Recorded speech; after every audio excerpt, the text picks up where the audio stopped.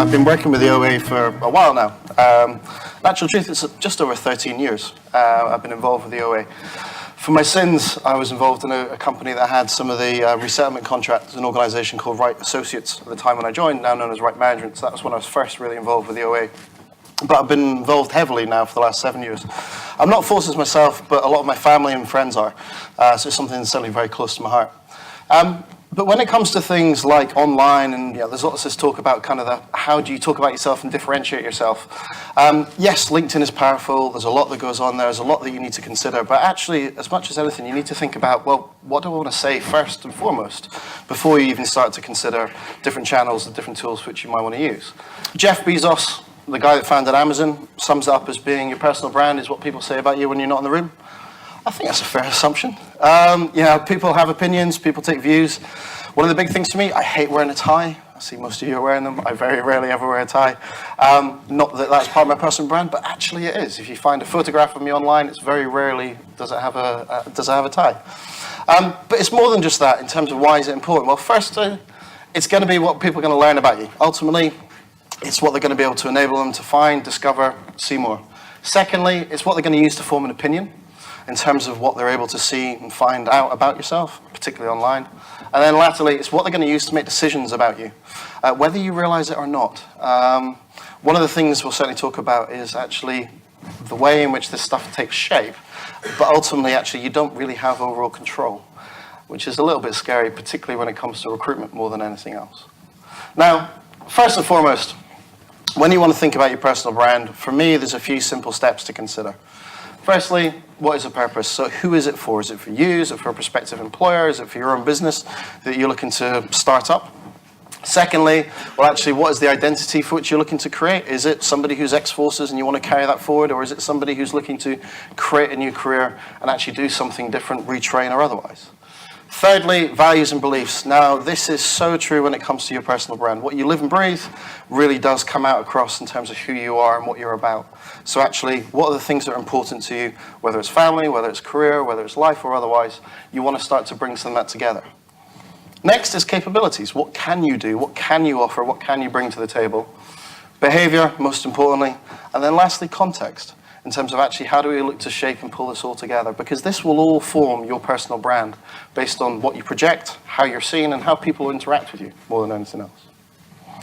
Now, when it comes to this, well, why does it matter? Well, ultimately it matters because when social media comes into play, particularly in the context of recruitment, organizations are using different channels.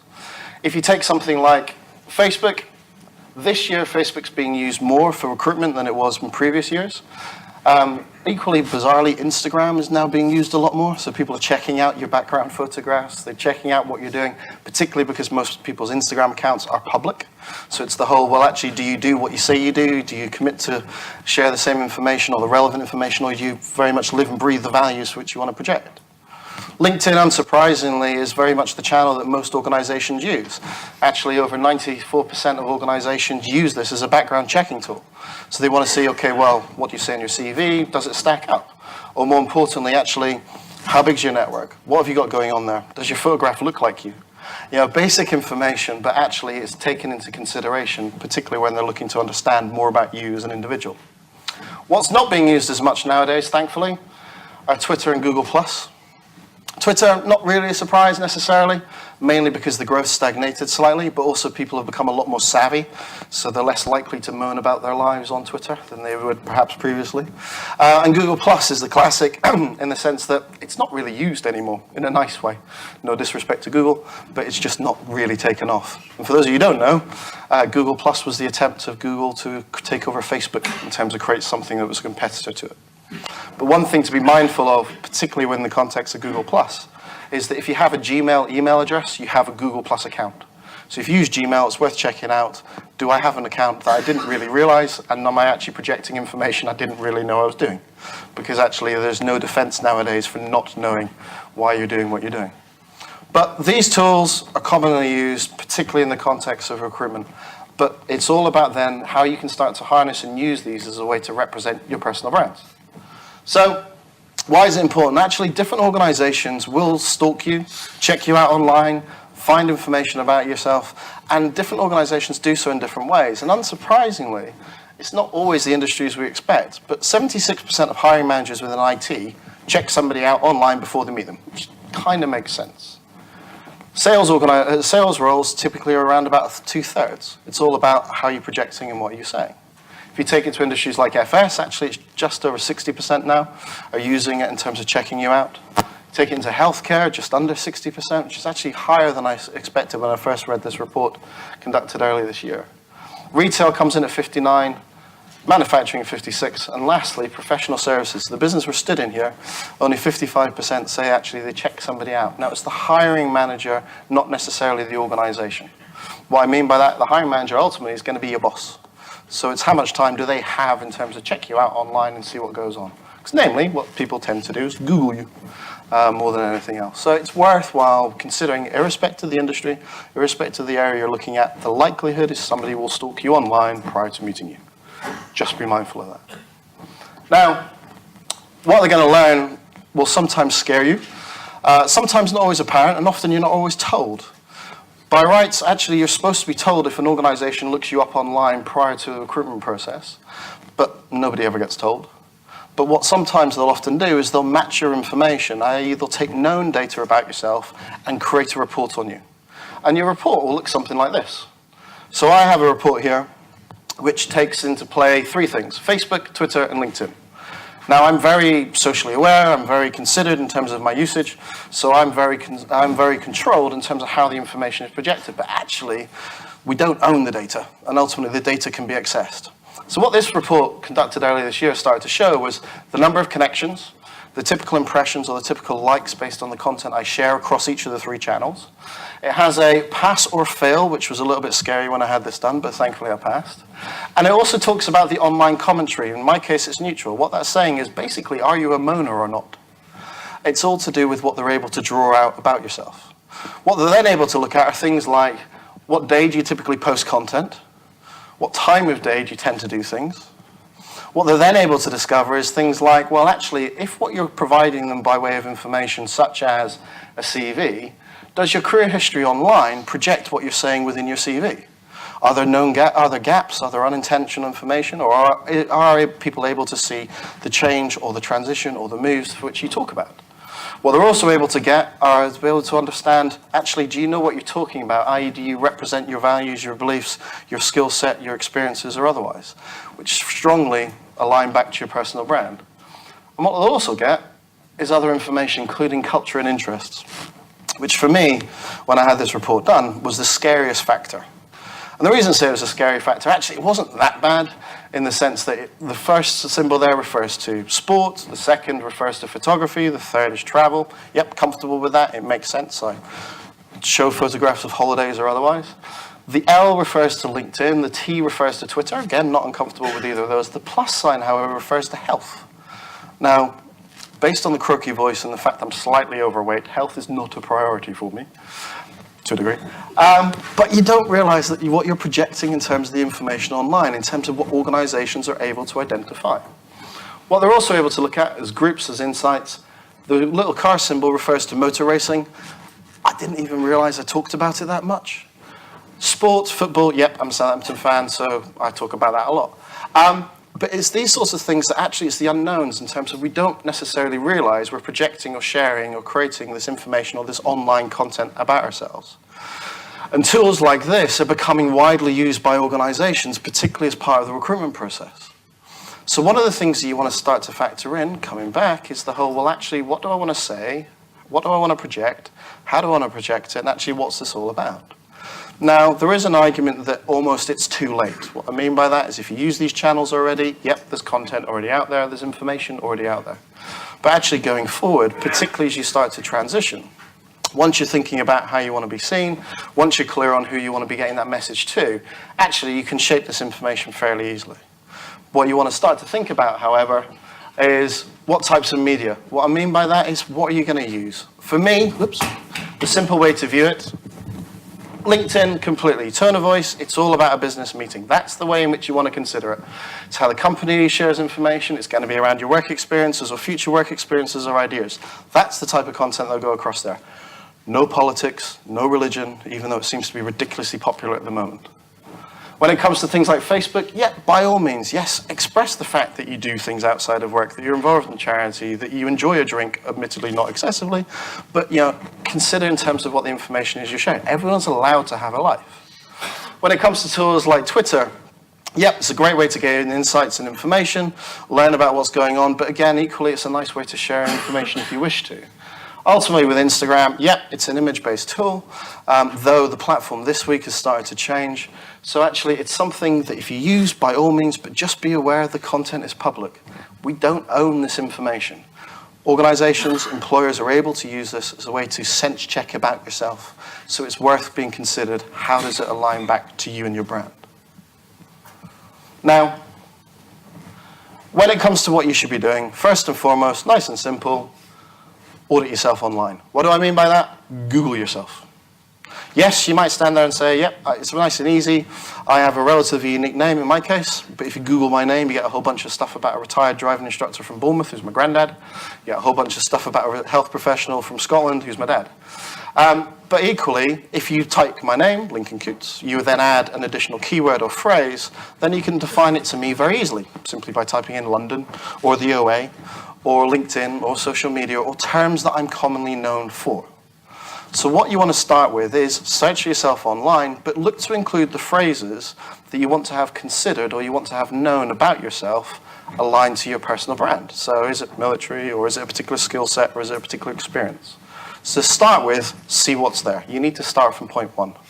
Second thing you want to then start to do is think about ways in which you want to produce information. So what do I mean by that? Producing value. I'm not talking about, hey, look, I was at an office today. It's talking about, actually, I was at a great event today, and perhaps using hashtags or otherwise as a way to project the information. For me, it's about creating, or procuring rather, a valuable way of sharing information. Google Alerts, simple way to do it. If you want to learn about a subject, if you're interested in an organization, if you want to become a subject matter expert or known in a particular space or a field, Google the term Google Alerts. Google Alerts will give you a web monitoring service allowing you to receive daily updates based on keywords or phrases. It will provide you with the news and press based on those keywords or phrases. If you find a really cracking article talking about the latest changes in cybersecurity, actually it might then be something you choose to share through some of your social media channels, namely LinkedIn to start with, as a way to project that brand and start to align to who you are and what you're about. Third thing to perhaps consider, be purposeful in what you share. What do I mean by that? Don't just say stuff for the sake of it. There's too much of that. One of the downsides with social, there's this whole assumption that it's all about the number of followers you've got. Ignore that. It's rubbish. Actually, it doesn't matter whether you've got 10 people that follow you or 10,000. It's all to do with actually what you're saying, because if what you're saying aligns to how you want to be seen, that's the most important thing. Fourth, associate with other strong brands. What do I mean by that? Well, if you want to see yourself stood on stage, as Chris was earlier, as a partner with Deloitte in 18 years' time, start to look to see how you can get yourself here based on, well, how do people at Deloitte look? How do they sound? How do they appear online? What are the types of things they seem to talk about? What are the types of things they seem to share? That's where tools like LinkedIn in particular, but also tools like Twitter or similar, can be a great way to get a sense as to what's going on and how people project the information. So start to learn from people who are already doing. Next, be relevant. What do I mean by that? Well, it's no point in saying, hey, look, wasn't Christmas wonderful in April? You want to make sure that actually what's going out actually is current, is true, and is relevant in the sense of it's of interest. And lastly, when it comes to using it, you want to have fun. There's no point in just being a good old boring, bland you, because ultimately nobody buys individuals that are just one-dimensional. You want to think about injecting some personality, creating a bit of a persona, because that's potentially going to be part of the personal brand you want to create. Because companies aren't just looking to hire an individual, they're looking to hire somebody who can make a difference. They're looking to hire somebody who's got a skill set and background by all means, but also they're potentially looking to hire people who want to go somewhere and do something. So you want to think about actually how that all aligns ultimately to the way in which you want to be seen. And then finally for me though, this is so true when it comes to online. I love the phrase, whether he said it or not, I don't know, but it's aligned to him. So it takes many good deeds to build a good reputation, but any one to destroy them. Well, a bad one to lose it, same difference. It's so true. Social media, unless you claim it's fake news, destroys people's careers. So be mindful as to what you do go out there and do. Lastly, I would recommend there's a website called Reputation. It's free. You can use it as a way to go and sense check yourself in respect of what might already be out there. It will go back through your history based on social media that you may well use, and it will tell you whether there are things that potentially seem to be negative more than anything else. Does that make sense?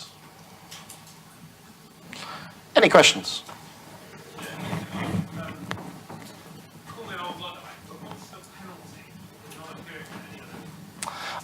There isn't necessarily a penalty for not appearing on anything, provided it's relevant. What I mean by that, you work in cybersecurity, IT, or otherwise, yeah, it makes sense you might not be on some of these channels.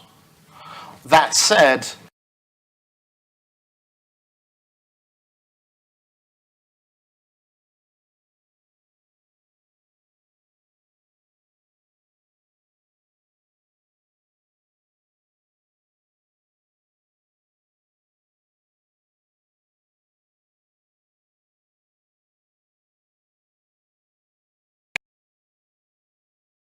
case, wonderful, good, you can get on and find your next opportunity via that anyway.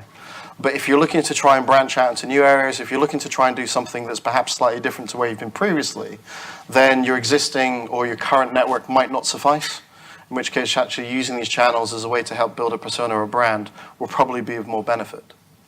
Thirdly, if you're going to be going into a mid to senior role, then the likelihood is actually these are as much important as a way to say, hi, this is what I look like and I'm your next boss. Because it's the first thing people will do when your name is quoted as being the next person joining the business. They want to know who you are and what you're about. So actually, it might not just be about you, but it might be actually about what you're seen to be doing before you even walk through the door. So it's not a must by any means, but there was a recent survey conducted by AVG, the software house, and globally they came back and said that 92% of 2-year-olds have an online identity. Now, I'll stand in front of you as father to twins of 9 months old. When our kids were first born, we had the dilemma of, do we share stuff or not? And that dilemma was taken out of our hands courtesy of our parents. And that's part of the problem. So actually, there's an element of, there's potentially stuff already out there. So there's an opportunity to perhaps own some of the information as well. Thank you. Do you think there's any competitive advantage to be had from subscribing to LinkedIn Premium? Are we still filming? So, contact. I've been a member of LinkedIn for 13 years. I joined when the site first started. There was about 100,000 people using it when I joined. I've been working with LinkedIn now since 2009. I was a subscriber. I have been a subscriber for 2 years. I cancelled my subscription because for me, comfortably 97% of people that use it do not need to pay. The problem with subscriptions to LinkedIn, particularly things like the job seeker, it's often viewed as being a shortcut. The reality is it's not. It's like gym membership. I can go to the gym tomorrow and be fit and try and get fit and healthy, but I still need to eat well, exercise, and do the basics. Same principle with LinkedIn. You still need to have a decent profile. You still need to project the right information. You still need to have a decent network before you subscribe. Otherwise, it's just like gym membership and it's a waste of money.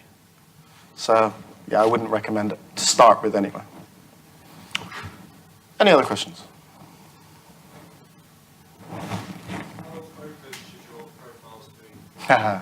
Nobody has an issue about you being secure, but the report we saw earlier based on the 3 profiles for Facebook, Twitter, and LinkedIn, the Twitter data and the LinkedIn data were taken from public source. The Facebook data I had to give them access to. You can use Twitter in a protected view or a public view. Most people use it in public view, in which case, well, you're open anyway. When it comes to LinkedIn, you're open as soon as you start using it. You have your public profile visible to anybody in the world, rather than just your profile visible to anybody within your network. But when it comes to tools like Instagram, Snapchat, Facebook or otherwise, it's perfectly okay to be more considered and more controlled in terms of the information. What I would say is it's not just all about sharing content constantly. There's no point in doing so. Sharing with purpose makes a lot more sense. But in terms of openness, there was a couple of court cases last year in the States where people were refused positions because they wouldn't hand over their social logins, which is illegal. But yeah, so you don't fall into that trap. people know you want to be controlled, conscious. That's perfectly acceptable. Anything else? Nice. Well, good luck, guys. And as Liz was saying, if you've not already done so, highly recommend going onto the website, downloading the video set. It's just a great way to get you started, in particular around LinkedIn. But ultimately, as I say, it's all about be mindful, be considered, but actually this is what people will do before you even meet them. So really do get it right. Thank you very much, Lincoln. And we will be publishing the next...